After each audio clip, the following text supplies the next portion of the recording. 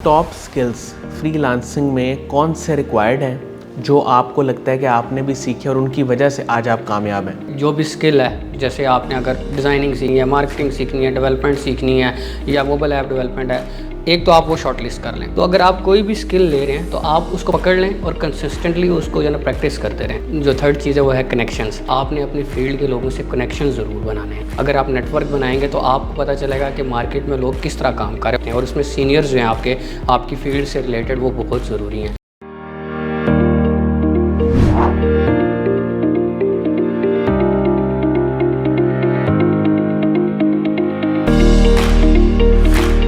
अस्सलाम वालेकुम नाज़रीन, शेयरिंग ऑफ प्रोफेशनल विजडम के साथ मैं हूं आपका मेज़बान अली रहमान खालिद। नाज़रीन, जैसा कि आप जानते हैं कि हम हमेशा ही ऐसे लोगों को अपने प्रोग्राम का हिस्सा बनाते हैं जो आपकी लाइफ में कोई वैल्यू एडिशन करें और ख़ास तौर पे नए स्किल्स के बारे में आपको अपडेट करें। आज जो मेहमान हमारे साथ मौजूद हैं वो पिछले कई सालों से बतौर डिजिटल मार्केटिंग एक्सपर्ट और सोशल मीडिया एक्सपर्ट के तौर पे काम कर रहे हैं और ख़ास तौर पे जो है ये मार्केटिंग स्ट्रेटजिस्ट भी हैं और ग्राफिक डिज़ाइनर भी हैं।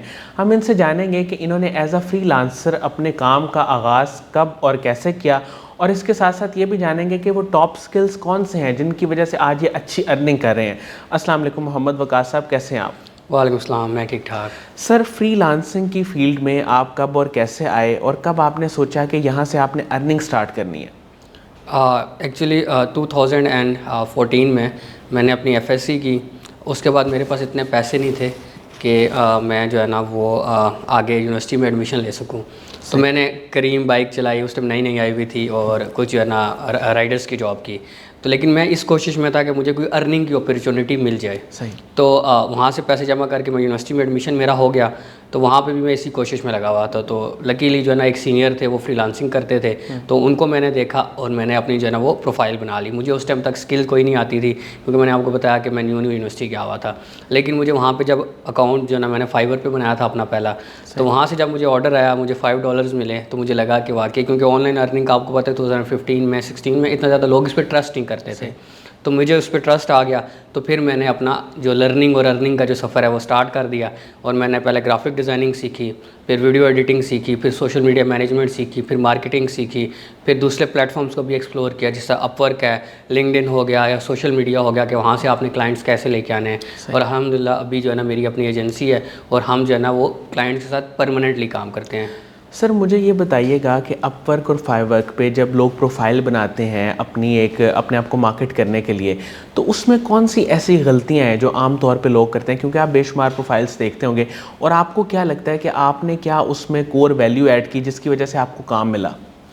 अच्छा, गलतियाँ ये होती हैं कि कोई भी प्लेटफॉर्म होता है उसको स्टडी करना ज़रूरी है। सही। जिस तरह के फॉर एग्जांपल अगर आप फेसबुक पे अपना अकाउंट बना रहे हैं या लिंक्डइन पे बना रहे हैं या फाइवर पे बना रहे हैं या अपवर्क पे बना रहे हैं, तो आजकल तो इतने ज़्यादा लोग हैं जो अपना ऑनेस्ट होकर अपने जो नॉलेज है वो शेयर करते हैं, यूट्यूब के ऊपर शेयर करते हैं। तो आप थोड़ी सी रिसर्च कर लें, कोई भी काम कर रहे हैं। ये सिर्फ ये बात नहीं है कि अगर आपने अकाउंट बनाना है, दुनिया का कोई भी काम अगर कर रहे हैं तो आप 10 मिनट 20 मिनट आधा घंटा उसकी रिसर्च पे लगाएं। तो जब आप रिसर्च करेंगे तो आपको पता चल जाएगा कि इसका एल्गोरिथम किस तरह काम करता है और कौन कौन सी चीज़ इसमें इंपॉर्टेंट है। जैसे आपकी प्रोफाइल पिक्चर होगी, आपकी इंपॉर्टेंट डिटेल्स होगी, क्योंकि देखिए आप यहाँ पे अर्निंग कर रहे हैं। तो कुछ लोग इसको नॉन सीरियस लेते हैं, वो ये समझते हैं कि हम अपना नाम दूसरा यूज़ कर लेंगे या डिटेल्स गलत यूज़ कर लेंगे। तो वो क्या होता है कि आप मिसलीड करते हैं, जिससे आपका अकाउंट बैन हो जाता है या फिर आपको आगे काम नहीं आता, क्योंकि आप ये समझ रहे होते हैं कि क्लाइंट को शायद उतना इन्फॉर्मेशन नहीं है, या जो बंदा देख रहा है, जो लोग आके आपकी प्रोफाइल विजिट कर रहे हैं, उनको इतना पता नहीं है। लेकिन वो लोग प्रोफेशनल्स होते हैं, जाहिर सी बात है, जो काम करवाने वाला है, जो आपको पैसे दे रहा है, वो प्रोफेशनल होता है। वो हर चीज़ को मोनीटर करके ही एक बंदे को सिलेक्ट करते हैं। और जिस तरह आजकल काफ़ी ज़्यादा जो है ना वो कंपटीशन भी हो गया है, तो काफ़ी ज़्यादा सेलर्स होते हैं। तो इसलिए जो मेन चीज़ें हैं कि आप हर प्लेटफॉर्म को सीरियस लें और अपनी आइडेंटिटी वहाँ पे फुली शेयर करें, जो आप हैं वही शेयर करें। बिल्कुल सर। सर, एक फ्रीलांसर के लिए या जो अभी नया काम सीख के आया, फ्रेश ग्रेजुएट है या ग्रेजुएट नहीं भी है, मुझे ये बताइएगा कि कौन सा प्लेटफॉर्म सबसे ज़्यादा आसान है सीखना? क्योंकि आपने तो सब पे काम किया है, तो सबसे आसान कौन सा आपको लगा? इसमें जर्नी होती है कि सबसे पहले आप स्किल सीखें। स्किल सीखने के बाद आप किसी भी जो है ना थोड़े से जो सीनियर हैं उनके साथ अटैच हो जाएं और उनसे रहनुमाई लें, उनसे काम लेते रहें। और स्टार्ट आप सोशल मीडिया से करें और अपने सर्कल से करें। फॉर एग्जांपल अगर आपके सर्कल के अंदर फेसबुक इंस्टाग्राम से, बिल्कुल Facebook, Instagram, WhatsApp, for example आपके सर्कल के अंदर कोई रिलेटिव है, उसका बिजनेस है, तो आप उसको वो चीज़ ऑफर करें। आप उसको बोलें अगर आप डिज़ाइनर हैं, वीडियो एडिटर हैं, या वेबसाइट डेवलपमेंट आपने सीखी है, या कोई भी और आपने इस तरह की सर्विस सीखी है, तो आप कोशिश करें कि उनको दें ताकि आपको रियल वर्ल्ड का जो एक्सपीरियंस है वो हासिल हो। फिर उसके बाद आप जंप करें फ्रीलांसिंग प्लेटफॉर्म्स पे, जिस तरह फाइवर हो गया। फाइवर और अपवर्क से रिलेटेड अगर आप कंपैरिजन करें, फाइवर थोड़ा आसान है, लेकिन ये है कि वहाँ पे भी एकदम जंप नहीं करना। उससे पहले आपने, मैंने सबको बताया कि रियल लोकल जो आपकी वर्ल्ड है उसमें आप कोशिश करें कि कुछ प्रोजेक्ट्स करें ताकि आपको क्लाइंट्स के साथ डील करना है, आपको पता चले। क्योंकि आप डायरेक्टली वहाँ पे चले जाएंगे तो आप अपने कंट्री को रिप्रेजेंट कर रहे हैं, तो वहाँ पे जब आप कोई काम ख़राब करेंगे, ज़ाहिर सी बात है आपकी ये इंटेंशन नहीं है कि काम ख़राब हो, लेकिन आप न्यू कमर हैं, आपको इतनी लर्निंग नहीं है। तो मैं यही कहूँगा कि सबसे पहले आप सोशल मीडिया से स्टार्ट करें और अपने सर्कल से स्टार्ट करें अपनी सर्विस प्रोवाइड करना। सर आप अभी तक कितने जो है वो प्रोजेक्ट्स एस्टिमेटेडली कर चुके हैं और मंथली आपकी अर्निंग वो कितनी है? देखिए जो ऑन रिकॉर्ड हैं वो 1000 प्लस होंगे, लेकिन ऐसा होता है कि जी ऐसा होता है कि जो क्लाइंट्स होते हैं वो रिपीटिंग होते हैं। और मेरा हमेशा यही कोशिश होती है कि हम कम्युनिकेशन पे बहुत फोकस करते हैं। There are 3 C's: consistency, communication और कनेक्शंस। तो जो कम्युनिकेशन है उस पर जब आप वर्क करेंगे तो वो क्लाइंट आपका परमानेंट क्लाइंट बन जाएगा। तो अभी मैंने, क्योंकि जो एजेंसी जिसमें मैंने अपनी स्टार्ट की है, एक मेरी मार्केटिंग की एजेंसी एक डिज़ाइन की है, वो इसीलिए स्टार्ट की है कि जो क्लाइंट्स हैं उनको मैं परमानेंट बेसिस पे लेके आने में कामयाब हूँ। बिल्कुल, अगर मैं जस्ट फाइवर पे $5, $10, $50, $100 का मतलब एक प्रोजेक्ट पे फोकस करता तो वो ये होता कि मैं कभी भी इसको लॉन्ग टर्म पे ना लेके जा सकता। तो अभी मेरे क्लाइंट्स ऐसे हैं कि जो आउटसाइड द प्लेटफॉर्म है। तो मैं भी यही कहूँगा कि जो लोग जो ना मतलब स्टार्ट में उनका ये सफ़र तय हो चुका है कि वो सब कुछ स्किल जानते हैं, एक्सपर्ट्स हो गए हैं, तो अब वो अपने आप को एजेंसी की तरफ लेके आएँ, ताकि सिर्फ इससे उनका फ़ायदा नहीं है। अभी मेरे अंडर 5 to 6 पीपल काम कर रहे हैं, तो उनको भी देखें रोज़गार मिल रहा है, उनके लिए भी अपॉर्चुनिटी बन रही है। सर ये भी बताइएगा कि आपने जब इस एजेंसी का आगाज़ किया तो क्लाइंट्स को, जो आप कह रहे हैं कि कम्युनिकेशन के हवाले से मैं बहुत ज़्यादा कॉन्शियस हूँ, तो कौन सी ऐसी 2-3 टिप्स हैं वो आप आम नाजरीन को देंगे जो काम करना चाहते हैं कि वो जब क्लाइंट से बात करें तो अपने काम को किस तरह रिप्रेजेंट करें, कौन सी बात कहें, कौन सी बात ना कहें, ये थोड़ा सा बताएं।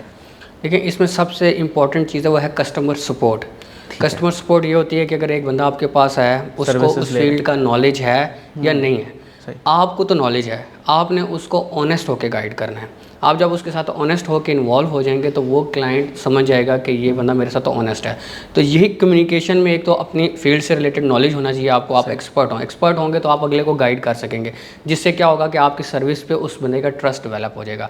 तो 2 चीज़ें आप देख लें, एक तो आपको अपनी सर्विस में महारत हो, सेकंड कस्टमर सपोर्ट। आपने कस्टमर को सपोर्ट देनी है। फॉर एग्जांपल अब ऐसा भी होता है कि मेरा एक क्लाइंट है, वो 4 महीने गुजर गए, उसको प्रोजेक्ट मैंने उसको डिलीवर कर दिया था, वो 4 महीने बाद आया, उसको एक गलती नज़र आई। अभी कस्टमर सपोर्ट ये कहती है कि 6 महीने बाद, साल बाद भी आए तो आप उसको कहो कि मैं कर दूंगा। लेकिन हमारे लोग क्या करते हैं, थोड़ा सा हम इस चीज़ पे होते हैं कि हम कहते हैं नहीं हम नहीं कर देंगे। उससे क्या होता है, एक छोटी सी चीज़ है, आपका वो क्लाइंट ख़राब हो गया। अगर आप उसको वो चीज़ फ्री में कर देते तो वो आपकी सर्विस से खुश हो जाता है। ये चीज़ ब्रांड्स में भी आती है। अगर कोई चीज़ गलत निकल आई है, कोई कपड़ा गलत निकल आया, लेकिन देखें आपकी भी इसमें गलती नहीं थी, लेकिन अगर आप उस चीज़ को वापस करवा देंगे और कस्टमर को सपोर्ट देंगे तो कस्टमर खुश होकर आपका पक्का जो है ना वो बायर बन जाएगा। अच्छा सर, टॉप स्किल्स फ्रीलांसिंग में कौन से रिक्वायर्ड हैं जो आपको लगता है कि आपने भी सीखे और उनकी वजह से आज आप कामयाब हैं? देखिए फ्रीलांसिंग में एक तो सबसे पहले से मैंने आपको बताया कि जो भी स्किल है, जैसे आपने अगर डिज़ाइनिंग सीखनी है, मार्केटिंग सीखनी है, डेवलपमेंट सीखनी है या मोबाइल ऐप डेवलपमेंट है, एक तो आप वो शॉर्ट लिस्ट कर लें, लेकिन उसको फिर आपने जो है ना सेल किस तरह करना है ये बहुत ज़रूरी है। और सेल करने के लिए कम्युनिकेशन बहुत ज़रूरी है। और इन सारी चीज़ों में जैसा भी मैंने पहले भी मैंने जो ना जिक्र किया कंसिस्टेंसी का, कि अगर आप एक छोटी सी भी चीज़ ले रहे हैं, मैं अपनी आपको मिसाल दूँ, मैं बहुत स्लो लर्नर हूँ, मैं अपने आप को कितना शार्प नहीं समझता, मुझसे काफ़ी ज़्यादा लोग शार्प हैं। व्हाट आई डिड कि मैंने एक ग्राफिक डिज़ाइन की फील्ड पकड़ी, उसमें भी सिर्फ एक चीज़ पकड़ी, it was like social media post designing या पोस्टर डिज़ाइनिंग। सही। लेकिन मैंने उसको 5, 6, 7 साल से मैं उसको पकड़ा हुआ है, आज भी मैं उसको जो है ना प्रैक्टिस करता हूँ, मतलब उसके ऊपर जो है वर्किंग करता हूँ। तो अगर आप कोई भी स्किल ले रहे हैं तो आप उसको पकड़ लें और कंसिस्टेंटली उसको जो है प्रैक्टिस करते रहें। और जो थर्ड चीज़ है वो है कनेक्शंस, कि आपने अपनी फील्ड के लोगों से कनेक्शन ज़रूर बनाने हैं। अगर आप नेटवर्क बनाएंगे तो आपको पता चलेगा कि मार्केट में लोग किस तरह काम कर रहे हैं और आप किस तरह ग्रो कर सकते हैं। और उसमें सीनियर्स जो हैं आपकी फील्ड से रिलेटेड, वो बहुत ज़रूरी हैं, उनके साथ कनेक्शन करना। सर, आने वाले वक्त में फ्यूचर में आपके क्या गोल्स हैं, क्या टारगेट्स हैं? क्या इसी तरह एक या दो स्किल्स पे काम करना चाहते हैं या कुछ और भी सोचा हुआ है? देखें, परमानेंट ग्रोथ के लिए जिस तरह कि आप देख रहे हैं टेक्नोलॉजी इवॉल्व कर रही है, एआई आ गई है दुनिया में, लेकिन ये है कि एक तो आपकी कोर स्किल होती है, आपने उस पर हमेशा फोकस रखना है, क्योंकि वो आपकी वजह समझ लें जो ना शोहरत हो गया या वजह जो ना जान हो गया, तो उसके ऊपर तो आपने फोकस रखना है। लेकिन आपने जो मार्केट के ट्रेंड्स हैं, जो न्यू टेक्नोलॉजी आ रही है, आपने उसको सीखना है और अपने आप को आपने कंटिन्यूसली जो है ना वो ग्रोथ ज़रूर करनी है। तो मेरा यही है कि मैंने जो है ना इस फील्ड को तो रखना ही है, मार्केटिंग एंड डिज़ाइन को, क्योंकि ये भी बहुत बड़ी है। इवन अगर मैं डिज़ाइन की बात करूँ तो आजकल डिज़ाइन में भी आगे सब फील्ड्स हैं, क्योंकि जो आगे वाला फ्यूचर है वो सब फील्ड्स का है। तो अगर कोई बंदा स्टार्ट करना चाह रहा है, स्टार्ट में मैं उसको यही कहूँगा कि आप एक मेन फील्ड को भी ना पकड़ें, आप एक सब फील्ड को पकड़ें। इस डिज़ाइन की बात मैं बार बार इससे कर रहा हूँ क्योंकि मेरी एक्सपर्टी है।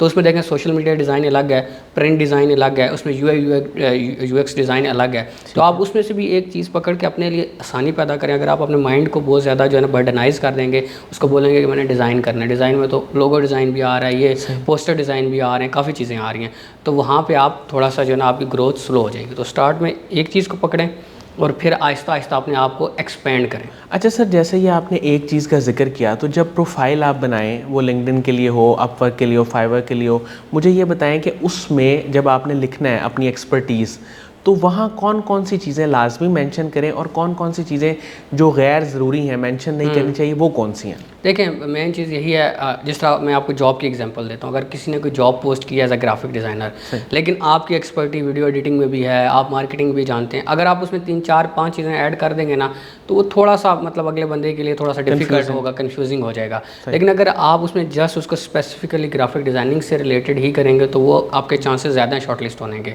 तो ये चीज़ है कि आपको हमेशा ये चीज़ देखनी पड़ेगी कि आपकी एक कोर स्किल क्या है, कि कौन सी ऐसी चीज़ है जिसमें आप अपने आप को जो है ना मनवाना चाहते हैं। ज़ाहिर सी बात है, आपके साइड हसल्स भी होंगे, वो प्लस में आ जाते हैं। तो हमेशा आजकल दौर ऐसे ही चल रहा है, चाहे आपकी फेसबुक प्रोफाइल है, फाइवर प्रोफाइल है, अपवर्क प्रोफाइल है, लोग उसी बंदे को ही ज़्यादा जो है ना प्रेफर करते हैं जो एक चीज़ के अंदर एक्सपर्ट हो।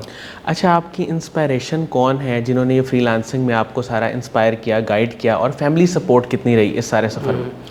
देखें, इंस्पिरेशन तो हमारे मेंटोर हैं सारिशाम सरवर, क्योंकि उन्होंने पाकिस्तान के अंदर ये जो फ्रीलांसिंग थी ना, इससे पहले लोग जस्ट इसको एज अ स्कैम जानते थे। जैसे मैंने आपको बताया, ऑनलाइन अर्निंग को मैं ख़ुद पर्सनली ये समझता था कि ये एक स्कैम है, लेकिन उन्होंने इसको रियल वर्ल्ड में इंट्रोड्यूस किया, ख़ास करके हमारे पाकिस्तान में। अब आप देखें कि काफ़ी ऐसे हमारे स्टूडेंट्स हैं जो काफ़ी अच्छा अर्न कर रहे हैं, और उनके अच्छे अर्न करने की वजह से उनकी जो फैमिलीज़ हैं वो खुशहाल हैं। तो एक ये सारा क्रेडिट उनको जाता है, लेकिन उसके अलावा अब जो है ना उन्होंने आगे और लोगों को भी इस चीज़ के अंदर किया। तो उसमें सर तनवीर नाटला आ जाते हैं, वो आपको बताया डिफरेंट से, मैंने आपको बताया कि सब जो स्किल्स हैं उनके ऊपर फोकस कर रहे हैं। तो वो जिस तरह के अभी ब्लॉगिंग पे फोकस कर रहे हैं, इस्माइल भाई हैं हमारे जो ना, वो भी अभी ब्लॉगिंग पे फोकस कर रहे हैं। इसी तरह कंटेंट क्रिएटर्स हैं कुछ, तो वो अब ये सारे मिल के कोशिश कर रहे हैं कि जो पाकिस्तान के यूथ हैं उनको गाइड किया जाए, ताकि जो आने वाला हमारा फ्यूचर है वो रोशन हो। और जो आपने बात की फैमिली सपोर्ट की, तो अल्हम्दुलिल्लाह माय मदर वो मेरी स्ट्रेंथ है। उन्होंने जो है ना स्टार्ट से ही मुझे हर चीज़ में सपोर्ट किया। नो डाउट टेक्नोलॉजी से रिलेटेड आपको पता है कि हमारे घरों में इतनी अवेयरनेस अभी नहीं है, लेकिन उन्होंने हमें इतना ज़्यादा जो ना वो दिया फ्रीडम के जिस फील्ड में हम जाना चाहते हैं। आज भी मैं जिस जगह जाता हूँ, जहाँ पे जाता हूँ, तो उनकी यही होती है कि आप जाएँ, आप इस चीज़ को प्रैक्टिस करें, क्योंकि हम अब थोड़ा सा इसके बारे में ना टेक्नोलॉजी के बारे में जानते हैं। तो सपोर्ट बहुत जो है अच्छी रही है। सर, कासिम अली शाह साहब के काम को और उनकी फाउंडेशन को आप कैसे देखते हैं? जिस तरह कि आज मैं यहाँ पे आया हुआ हूँ, एक तो आपको बहुत बहुत शुक्रिया, और कासिम अली शाह साहब का भी शुक्रिया कि उन्होंने एक ये प्लेटफॉर्म बनाया है हमारे जैसे लोगों के लिए, कि हम जो अपनी लर्निंग है, जो हमारा नॉलेज है, उसको शेयर कर सकें, और इवन इसमें दूसरे लोगों से भी सीख सकें। क्योंकि इसमें यह है कि डिफरेंट तरह के लोग आते हैं, डिफरेंट तरह की फील्ड से लोग आते हैं, चाहे वो टेक्नोलॉजी है, चाहे वो रियल वर्ल्ड है, कोई भी चीज़ है। तो एक बहुत अच्छा इनिशिएटिव है। इस तरह के इनिशिएटिव्स की बहुत ज़्यादा सोसाइटी में ज़रूरत है। जैसे मैंने आपको बताया कि सारिशाम है, उन्होंने एक जो है ना वो दिया जलाया था आज से कुछ साल पहले, और अब आप देखें कि आपको उसके रिजल्ट्स मिल रहे हैं। इसी तरह सर कासिम अली शाह हैं, वो भी जो है ना इसमें जो है ना अपना एक किरदार अदा कर रहे हैं, और मैं काफ़ी जो है ना अप्रिशिएट करना चाहूँगा उनकी इस जो है ना काफ़ी। बहुत बहुत शुक्रिया मोहम्मद वकास जावेद साहब, आपने हमारे लिए टाइम निकाला। नाज़रीन, मुझे उम्मीद है कि इनकी गुफ्तगू से आपने बहुत कुछ सीखा होगा, ख़ास तौर पे इनका जो एक किताब भी जो शाह साहब हमेशा रिकमेंड करते हैं, वन थिंग, वो अगर आप उस पर फोकस करें और एक स्किल को किसी को सीख लें और अपनी प्रोफाइल में भी जो है बोल्ड करके या हाईलाइट करके सिर्फ उसी को मेंशन करें, तो आपके तरक्की के चांसेस बहुत ज़्यादा इंक्रीज़ हो जाते हैं। और जो आपकी प्रोफाइल देखने वाला है उसके लिए भी आपको शॉर्टलिस्ट करना और आपको अपने काम पे रखना आसान हो जाता है। इसके साथ ही इजाज़त दीजिए, अपना बहुत ही ख्याल रखिएगा। इंशाल्लाह दोबारा हाज़िर होंगे एक नए इंटरव्यू के साथ। तब तक के लिए अल्लाह हाफ़िज़।